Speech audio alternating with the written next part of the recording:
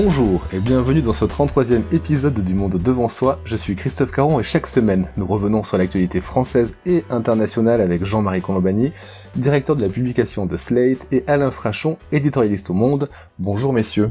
Bonjour Christophe. Bonjour Christophe. Avec nous aujourd'hui Marion Van Rentergem. Bonjour Marion. Bonjour Christophe. Marion, en 2017, vous avez publié le livre Angela Merkel, l'OVNI politique aux éditions Les Arènes.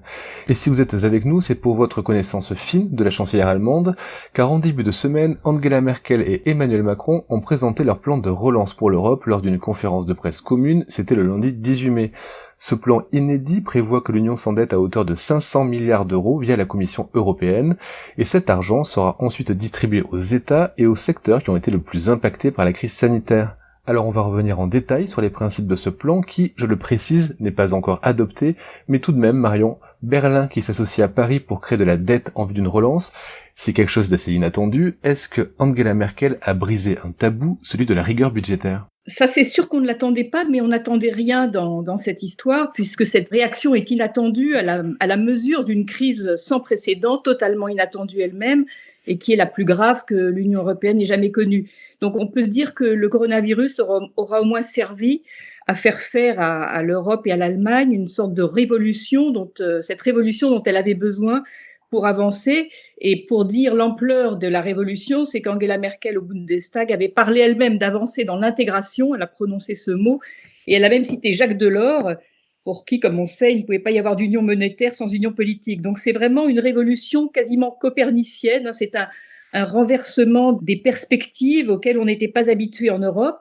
Alors, moi qui connais en effet un peu Merkel, je dirais que c'est à la fois une révolution pour l'Allemagne et pour Merkel. Peut-être qu'il faut expliquer qu'on avait un affrontement figé entre la philosophie du Nord et la philosophie du Sud, en gros entre la philosophie des bons élèves et celle des mauvais, des fourmis et des cigales. On avait la France, côté cigale, qui est incapable de maintenir un budget à l'équilibre et qui prône la solidarité.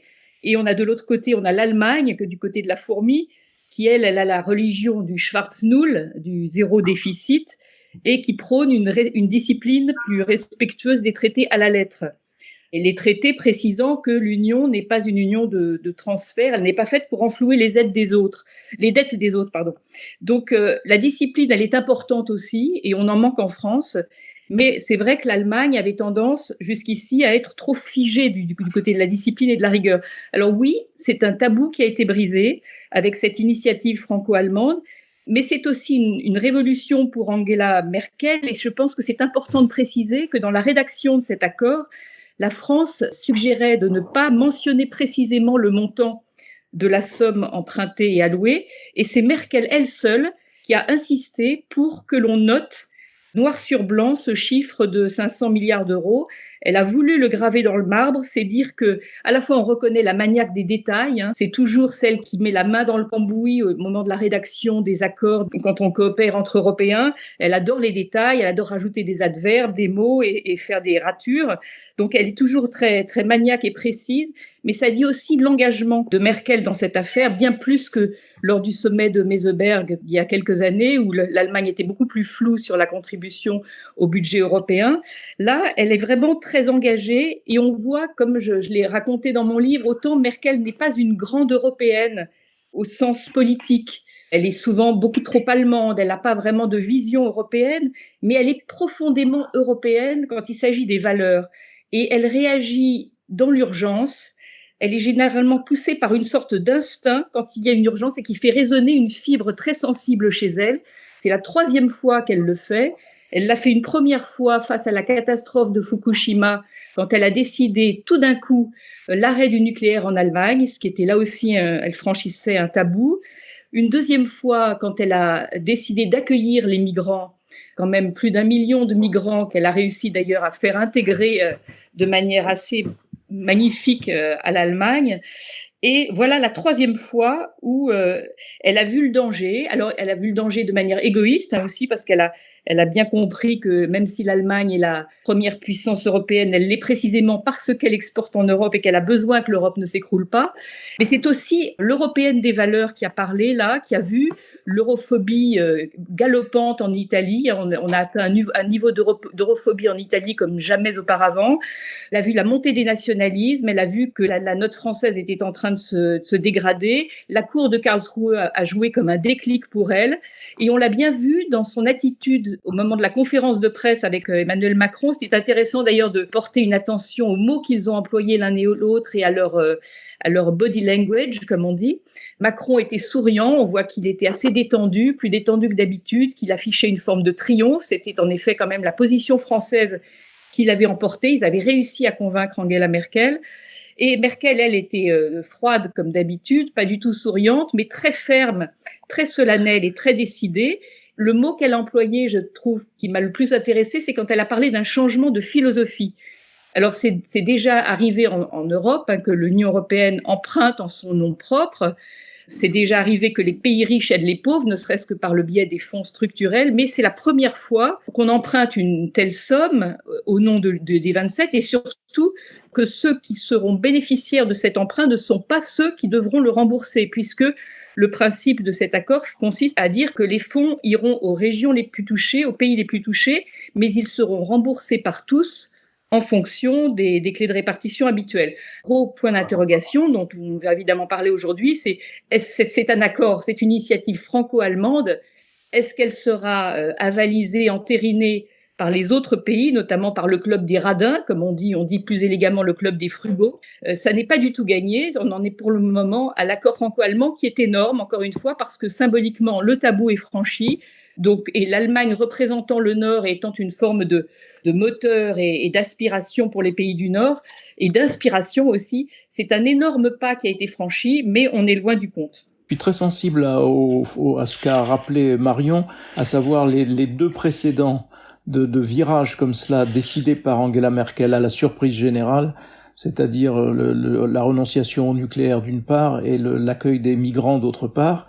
Et c'est tout à fait comparable et c'est tout à fait dans sa méthode. Et il faut peut-être aussi rappeler que elle est à un peu plus d'un an de quitter le pouvoir et après une très longue période à la tête de l'Allemagne et comme j'allais dire leader ou co-leader de l'Union européenne. Et probablement aussi d'abord elle est libérée de tout poids électoral ou de tout calcul en vue d'une réélection ou d'une reconduction. Et ensuite elle probablement a en tête de ne pas léguer une Union européenne affaissée ou brisée ou amoindrie. Elle veut rester comme quelqu'un qui aura consolidé les choses. Jean-Marie et Marion, vous avez évoqué ces trois moments où Angela Merkel a pris des décisions fortes. Fukushima, l'accueil des migrants et maintenant le plan de relance. Ce sont des décisions pragmatiques.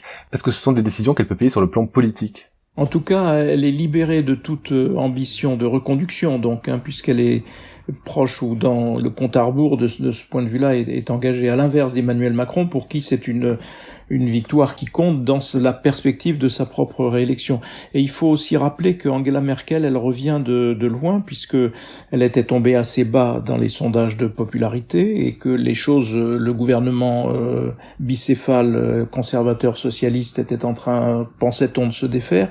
Et voilà qu'avec la crise du coronavirus, elle a repris pied au point même d'être aujourd'hui plébiscitée par l'ensemble de l'opinion allemande et d'ailleurs globalement approuvée dans dans le mouvement qu'elle vient de faire.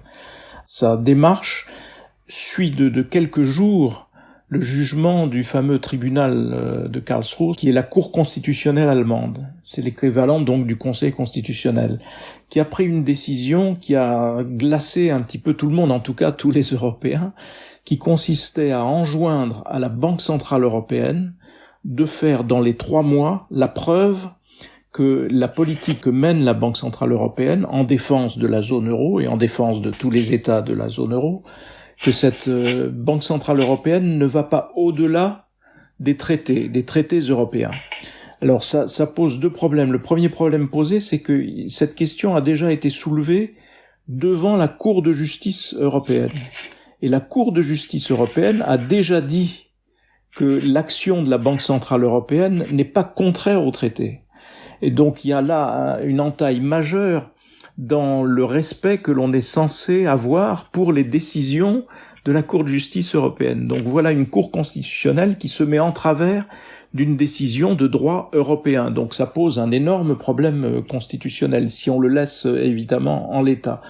Et l'autre aspect des choses, c'est que cette Cour constitutionnelle est évidemment à dominante souverainiste et qu'elle a pris une position qui est une position par définition souverainiste. Et donc la réponse d'Angela Merkel a été dans un premier temps de prendre la parole de façon solennelle devant son Parlement, devant le Bundestag, en faisant un plaidoyer très vigoureux pour l'intégration européenne. Comme l'a rappelé Marion tout à l'heure, elle a prononcé le mot intégration et elle a fait référence explicitement à Jacques Delors. Jacques Delors, dont Marion a rappelé également qu'il considérait que l'union économique et monétaire devait être complétée par une union politique, ou plus exactement ne pas se contenter d'être une union monétaire, mais en étant aussi une union économique et donc de convergence économique, tendre vers une intégration plus politique. Donc ça a été sa réponse politique immédiate, et ensuite ça a été l'accord dont on vient de parler sur les fameux 500 milliards qui seraient empruntés par l'Union européenne elle-même cette fois, et non plus par chacun des États.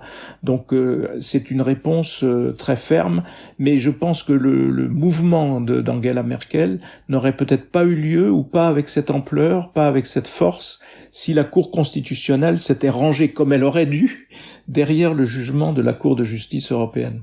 Jean-Marie a évoqué l'image d'Angela Merkel dans l'opinion allemande. Je voudrais qu'on parle maintenant sur le plan politique.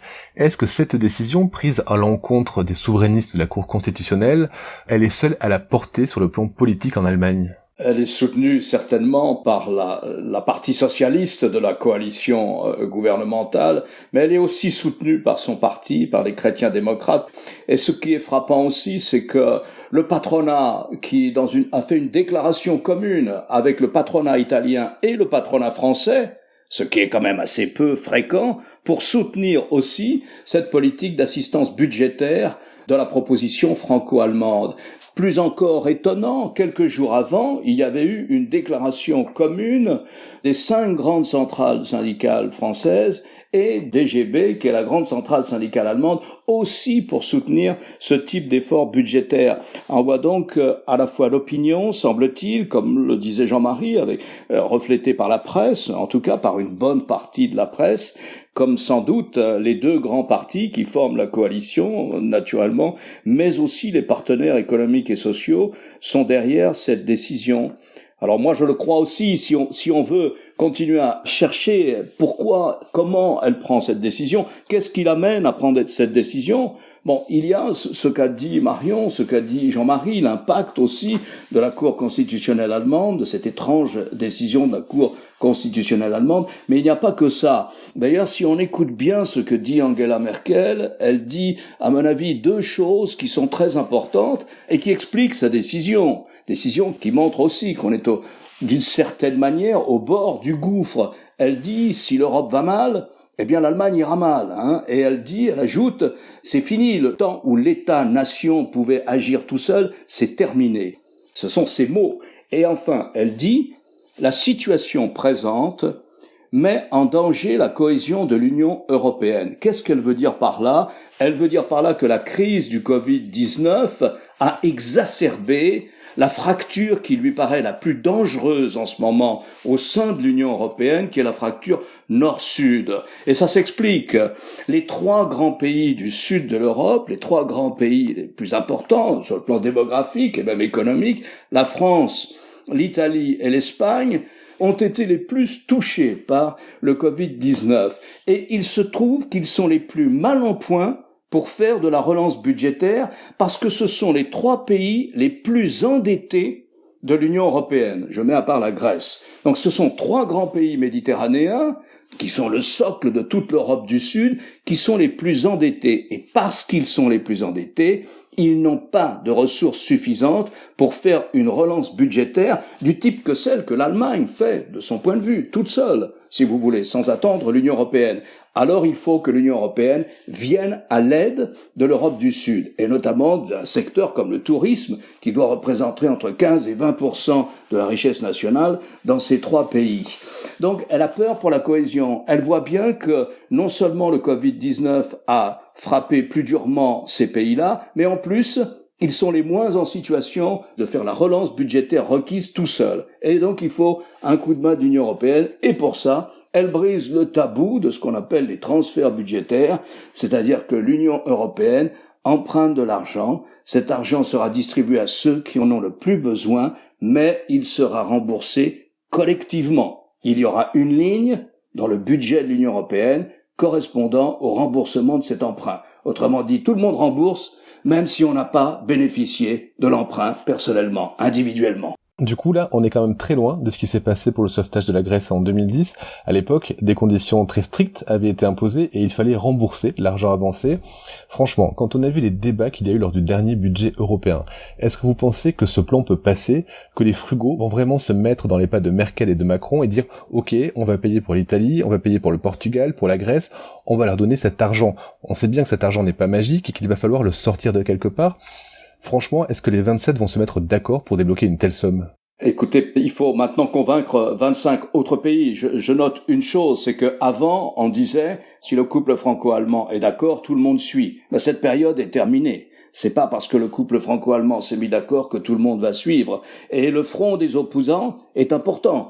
Il y a d'abord les pays que vous avez cités tout à l'heure, Marion et Jean-Marie, les frugaux, Danemark, Pays-Bas, Suède, Autriche. Mais il n'y a pas que.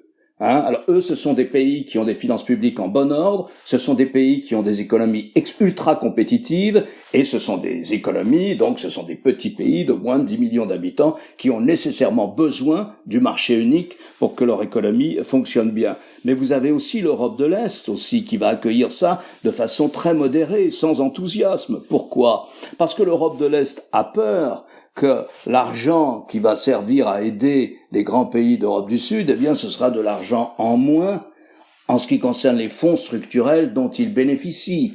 Et puis, il n'y a pas que l'aspect budgétaire dans la déclaration franco-allemande. Français et Allemands disent des choses très importantes sur le plan de la politique économique. Ils disent qu'il faut lutter pour l'harmonisation fiscale. Il ne faut pas qu'elle soit décidée à l'unanimité. Il faut aller vers une majorité qualifiée. Mais vous avez des pays au sein de l'Union européenne qui vivent du dumping fiscal, comme l'Irlande, par exemple, ou comme Malte, qui n'attirent des investissements étrangers et des multinationales que parce qu'ils pratiquent un impôt sur les sociétés très inférieur à la moyenne du reste de l'Union européenne. Donc vous voyez, ça sera une négociation difficile. On entre là dans cette espèce de gigantesque essoreuse qu'est la négociation à 27. On ne sait pas trop en quel état le plan va ressortir. Il faudra ensuite qu'il soit voté par chacun des parlements des 27, puisqu'il a une incidence budgétaire, puisqu'il s'agit d'argent public, et parce que l'Union européenne, contrairement à ce qu'on raconte, a un fonctionnement extrêmement démocratique. Au-delà des 500 milliards qui pourraient être débloqués, il y a aussi dans le plan Merkel-Macron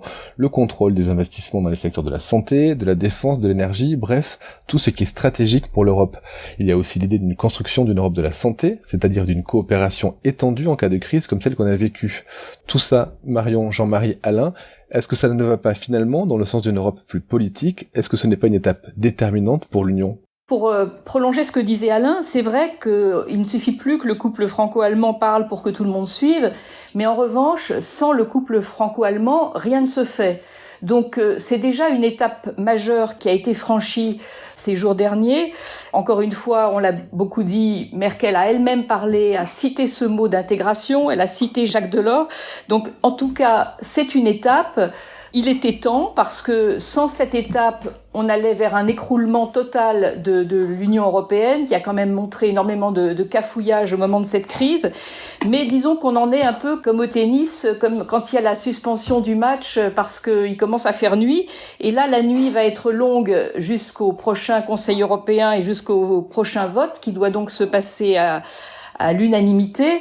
Alors il y a une version pessimiste, comme toujours en Europe d'ailleurs, il y a toujours le verre à moitié plein ou à moitié vide. Il y a une version pessimiste qui serait que les intérêts des pays rigoureux, les pays du Nord, seraient totalement incompatibles avec ceux des plus endettés. qu'on réactive en effet cette fracture nord-sud qui est évidemment la plus grave, qu'on réactive aussi cette fracture est-ouest qui n'est qu'endormie et qui, comme le disait Alain, peut être ravivée du fait que les pays de l'Est peuvent voir d'un mauvais œil le fait qu'un emprunt qui se fait au niveau du budget puisse entraver les fonds structurels, qui est un peu leur principale motivation à faire partie du marché commun. Donc il y a une version pessimiste qui fait que les pays radins refusent l'accord, que la première ministre danoise issue fidèle, qui est assez remontée, se dise on arrête, on ne veut pas. Ce à quoi elle s'oppose principalement, c'est au fait que les pays comme l'Italie et l'Espagne ne remboursent pas à hauteur des prêts qui leur seront alloués, et qu'elle est contre le fait, comme l'Autrichien, comme le Néerlandais, elle est contre le fait qu'il y ait un remboursement collectif et non pas à mesure des sommes allouées aux uns et aux autres. Donc ça, c'est la version pessimiste. La version optimiste, ce serait que les pays du Nord comprennent, mesurent que leur intérêt bien compris consiste à sauver la mise aux nations les plus fragiles, faute de quoi leur économie en pâtirait aussi, et que l'Union européenne, comme l'a dit Angela Merkel, si l'Union européenne est faible, l'Allemagne est faible, et ça vaut pour tous les pays du Nord. Donc s'il y a en tout cas cette version optimiste l'emporte, ce que je pense nous pouvons tous souhaiter, parce que sinon je pense qu'on est dans un inconnu et un chaos total, ce sera, je pense, la troisième révolution de l'Europe, après le traité de Rome qui a fondé le marché commun et après le traité de Maastricht qui a présidé à la fondation de la zone monétaire. Je pense que c'est vraiment, on est sur un moment très important sur lequel peut se jouer l'Europe, avec un changement de philosophie, comme l'a dit elle-même Angela Merkel. Finalement, on peut pas se dire quand même que le Brexit était une chance dans ce contexte. On n'a plus l'Angleterre qui bloquait souvent les grandes décisions. Oui et non, on n'a plus l'Angleterre, mais on a la Hollande qui se substitue à la Grande-Bretagne. C'est vrai que si la Grande-Bretagne était restée dans le jeu, je pense que cette opération aurait probablement capoté, parce que l'Angleterre se serait battue contre et aurait sans doute été leader de la bande des quatre. Bon, maintenant on verra ce que la Commission produit comme proposition de compromis, parce que très précisément la Commission européenne va essayer d'intégrer quelques-unes des remarques ou des revendications des quatre pour faire en sorte que le consensus puisse être trouvé. On verra bien. Mais ce qu'il faut, je pense, rappeler, c'est que jusqu'à présent, la solidarité qui existait, elle était le seul fruit de la Banque centrale européenne.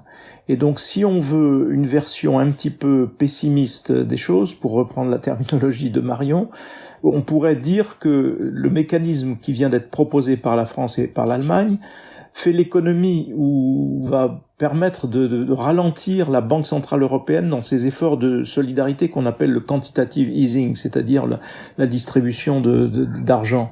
Et donc on aurait à ce moment-là lâché la proie pour l'ombre. Ce qu'il faut, c'est que la Banque centrale européenne continue de pouvoir faire ce qu'elle fait, et ce qu'elle fait très bien, et que s'ajoute à cela le mécanisme qui est envisagé par la France et l'Allemagne, qui ne sont pas des prêts, à la différence des autres mécanismes existants, qui sont des subventions. Et des subventions non pas en direction d'un État, mais en direction d'un certain nombre de projets.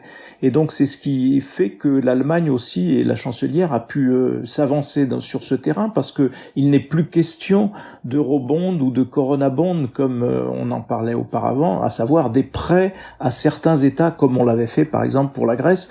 Qui dit prêt dit conditions assorties au remboursement de ces prêts, et qui dit conditions dit une forme d'austérité, ce dont personne évidemment ne voulait, à commencer par l'Italie qui ne voulait certainement pas d'un mécanisme de cette nature. Donc il faut bien voir la différence essentielle dans ce qui existait avant, c'est-à-dire soit des mécanismes de prêt comme la Grèce a pu en bénéficier, et puis surtout l'action de la Banque centrale européenne comme seul mécanisme de solidarité, et la situation qui succéderait à un succès du plan franco-allemand, qui serait en effet désormais de l'argent levé par l'Europe et distribué sous forme de subventions en direction d'un certain nombre de projets pour aider les pays qui en auraient le plus besoin, sommes remboursables ensuite au prorata des contributions budgétaires des uns et des autres, ce qui est aussi un élément fort de solidarité. Au fond, le destin de l'Europe qui se joue en ce moment, moi je pense qu'on était dans une phase jusqu'à présent avec le virus, le coronavirus, une phase terrible, parce que le message envoyé aux opinions, c'était de dire, en cas de crise majeure, et nous sommes dans une crise majeure, les solutions sont nationales. Chacun ferme ses frontières, se replie. Alors il y a eu évidemment des gestes européens, par exemple des malades français soignés en Allemagne, mais c'était des gestes bilatéraux. Il n'y avait rien qui ressemblait à une mécanique de l'Union européenne. Donc un pas de plus après le Brexit, si j'ose dire, vers ceux qui considèrent que, vous voyez bien que les solutions ne peuvent être que nationales. Et là, avec ce mécanisme tel qu'il est proposé, on entrerait dans une autre période où il serait clair pour les opinions européennes que la sortie de la crise et la sortie d'une crise majeure n'est possible et n'aura été possible que parce qu'on aura mis en place des mécanismes de solidarité européens. Par exemple, le financement du chômage partiel, une part du financement du chômage partiel que consent la France notamment, sera remboursée par des fonds européens. Donc ça montrerait au plus près des opinions, au plus près de leur destin des uns et des autres, que la sortie de la crise et le salut est venu aussi de l'Union européenne. Et ça peut renverser, et j'espère effacer, le legs terrible dans les esprits qu'a pu laisser la crise sanitaire que nous traversons. Dernière question pour finir. On sent que tout ça repose quand même beaucoup sur les épaules de Merkel. Elle est chancelière depuis 2005. Elle a déjà connu 4 présidents français. Chirac, Sarkozy, Hollande et Macron maintenant. Vous avez rappelé, Jean-Marie, qu'elle ne se représentera pas après son 4e mandat. Est-ce que cette volonté intégrationniste, cette volonté politique de l'Allemagne, est-ce qu'elle peut survivre à un départ de Merkel du gouvernement allemand ? Oui, parce que je pense que Angela Merkel n'a pas fait énormément pour l'Europe. Disons que ce 4e mandat, j'avais beaucoup espéré. Comme le disait Jean-Marie, elle était déchargée de toute perspective de réélection, donc théoriquement de tout calcul électoral. Et je m'étais dit, elle a sa chance de laisser une trace dans l'histoire européenne en faisant un 4e mandat totalement pro-européen. Jusqu'ici, ça n'était pas du tout le cas. Elle était extrêmement décevante et terriblement germano-allemande. Donc là, c'est vrai que cette crise l'a réveillée, comme on l'a vu tout au long de l'émission. Cette crise a suscité un déclic et un réveil à la fois de l'Allemagne et d'Angela Merkel.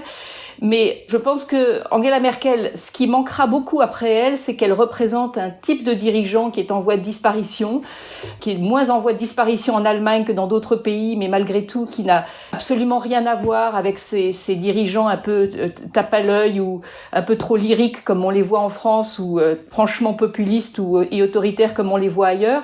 Elle représente une forme d'incarnation des valeurs occidentales. C'est ça qui manquera le plus à l'Allemagne et à l'Europe après le départ d'Angela Merkel. En revanche, pour la politique pure, elle n'a jamais été très audacieuse, très entreprenante, ni très visionnaire. Mais c'est vrai que dans les successeurs qui se dessinent à la CDU aujourd'hui, il n'y a pas beaucoup de personnalités très charismatiques.